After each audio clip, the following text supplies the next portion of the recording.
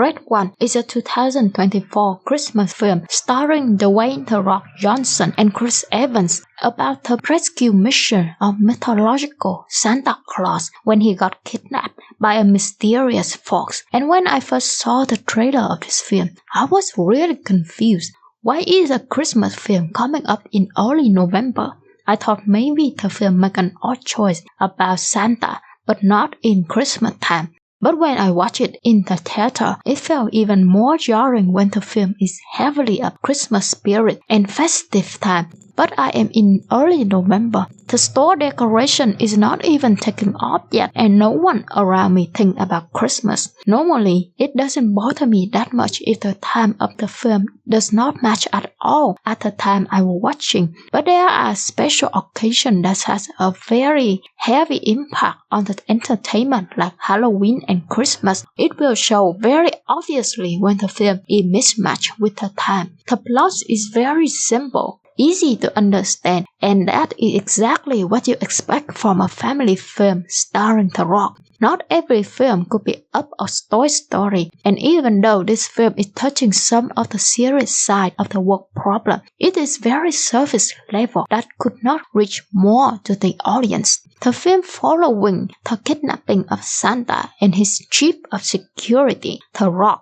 recruited Chris Evans to find and rescue him. And no, I don't remember the name of their character the moment I step foot out of the theater, so I will keep referring them as The Rock and Chris Evans. The main running time of the films is about the false partnership of a solemn and upright protector of Santa Claus who lost belief in humanity and a mercenary hacker who did questionable things for money and willingly to run when things got bad. The duo went to different locations, facing several mythical creatures, all while overcoming their differences and have better understanding about each other. This is not a good film, but it is a decent piece of entertainment if you just want something shallow to enjoy while switching off your brain. No one acted too out of character. They make sensible decisions in their circumstances. There is not a time when a character acts in a way that took me out of the film and made me think,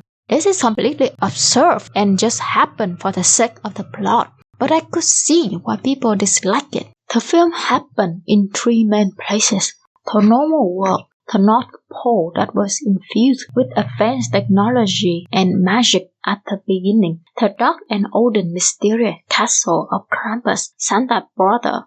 And there is nothing new in here, to be honest. The North Pole of Santa Claus that had both advanced technology filled with magical creatures had already been done to death. The film recycled it again and added nothing new to it. The place did not look bad, but it is not exceptionally good. That gave you a spectacle to be marveled at. The normal world is just an average American city. There is absolutely no one from that place that makes you care except for Chris Evans and his son, because the film spent quite a time with them. My personal favorite place they introduced in this film is the dark castle of Krampus, and it was only because I have always liked the dark aesthetic of the Gothic castle. I really like Krampus' design and his infernal sleigh along with his wild demeanor. But even then, I have to admit that it looked kind of generic, and there are some shots in the castle. It was pretty cheap. For a film that cost $250 million, it should not make me feel like that. The antagonist of the film is Gorilla, played by Kiernan Shipka, and I really like her. It feels like an older and very evil version of Sabrina Spellman, with all her arrogance and recklessness in all glory that make any fan of the series The Chilling Adventure of Sabrina chuckle.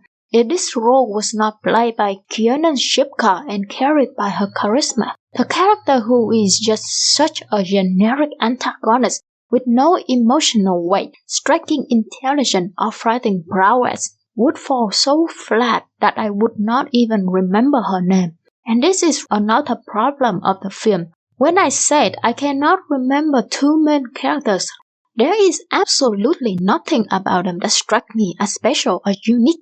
The Rock character is a solemn protector who is old and slowly lost faith in humanity, but they are only sprinkled very little of his emotional weight in very few scenes of the film. The rest is just The Rock did what The Rock always did, beating people. And I understand that this is just a family-friendly film for purely entertainment, but I wish they did something more about The Rock's distrust for humanity. Like showing a scene when under a certain extreme situation that requires great trust, The Rock got heated and refused to cooperate with Chris Evans due to his distrust and resulting a fallback in their missions. However, in this film, even though Chris Evans' character is quite a scummy person, and The Rock did complain about it a lot, he still cooperates quite well with Chris Evans even under the extreme stress he is experiencing. The film needed to give a little bit more conflict so it could be more memorable. But I kind of understand why the filmmaker did not do it, because let's admit one thing. The Rock is not very good at emoting. I think he is a good performer, has a certain charisma and drawing people in that despite his lacking in acting skill, he has reached a fan base of millions willing to watch him just fighting people. But his major weakness in range of acting is undeniable, and it still shows in this film. His character has a few situations when the film allows him to be more than just a powerful fighter. But in all those times, The Rock was not able to give the character the justice it could have. The example of this is when he is with Santa Claus, played by J.K. Simmons. The Santa Claus and The Rock character are supposed to be good friends for a very long time, but then The Rock character decided to leave due to his disbelief in humanity, but finally at the end of the film decided to stay because he had a change of heart due to his journey. So J.K. Simmons acted perfectly as a man who is saddened of the leaving of his good friend, and despite the subtle attempt to persuade his friend to stay at first, he decided to respect his decision. You could see his micro expressions and emotion in his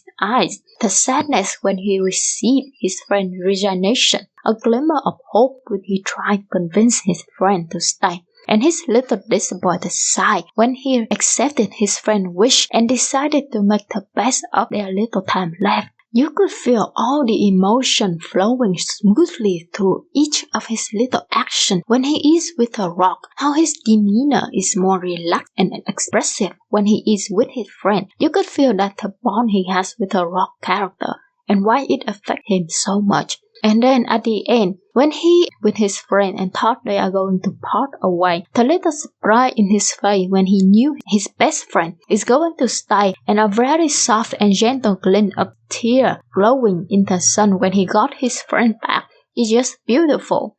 But then when cut to The Rock, and it is not that The Rock did not try to emote his feelings, but if you are watching him throughout his acting career, you know that his way of expressing his feeling in film is always extremely on surface. It could be ignored in certain films when there is no need to express a certain level of emotion. But in this film, standing before such an incredible actor who perfectly controls every emotion in his face and turning up all the depth of his character that he could, the flaws in The Rock acting is very obvious. Like putting a McDonald's burger next to a 3-star Michelin burger. The McDonald's is normally okay, but in this situation, it felt extremely sharp to the Michelin dish. And also, there is this scene with Chris Evans when The Rock and Chris Evans' characters sat in the dungeon. Due to Chris Evans' mistake, there is a little scene when there is a more tension than normal. The Rock showed his frustration at Chris Evans' character, and Chris Evans in return had a certain shame, remorse, and a small realization at his mistake. But while they are both in the same dark dungeon, Chris Evans' face was lit up, and I could see his displays of emotions about the situation he got them into. But The Rock's face was obscure, partly in the shadow, so it was hard to see his reaction. Maybe it was just a lightning situation, maybe an odd choice, but when one actor got their face lit up so I could see them clearly, but another one didn't. It caught my attention and I have questions. Nonetheless, I have a good time with this one. It is a film that stars The Rock, so you kind of know what you get. He played the same role for decades. He is not going to change it for this film. Chris Evans' roles, however, changed completely from his famous Captain America roles. Looking back again, except for Captain America, I think most of the film I watched from Chris Evans, he often played a kind of a douchebag. And he is fine in this film. It is not something excellent, exceeding my expectation, but at the same time, it is not good enough for me to remember his character names because the writing is just so average to watch and there is nothing special to pull me in. Strangely though, I remember the son's character. The actor who played him did a very good job as an awkward kid who obviously desired his father's affection, but at the same time didn't want to show it for fear of rejection.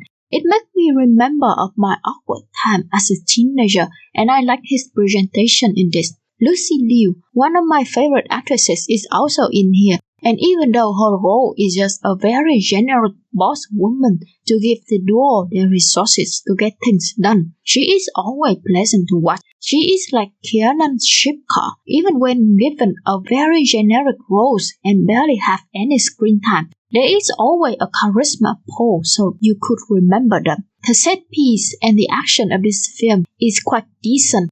The plot, even though has not much depth to begin with, but still flows smoothly most of the time, and the tone generally stays consistent. Everything is again in that very middle place, not an exceeding spectacle, but at the same time, not outrageously bad. The film is a very easy watch despite some setbacks, but with a $250 million budget and many big star names for not having anything special and just plain forgettable. I could see why the critics dislike it so much, and especially when you have to pay for a theater ticket to have such forgettable experience. So that is my personal opinion. What do you think?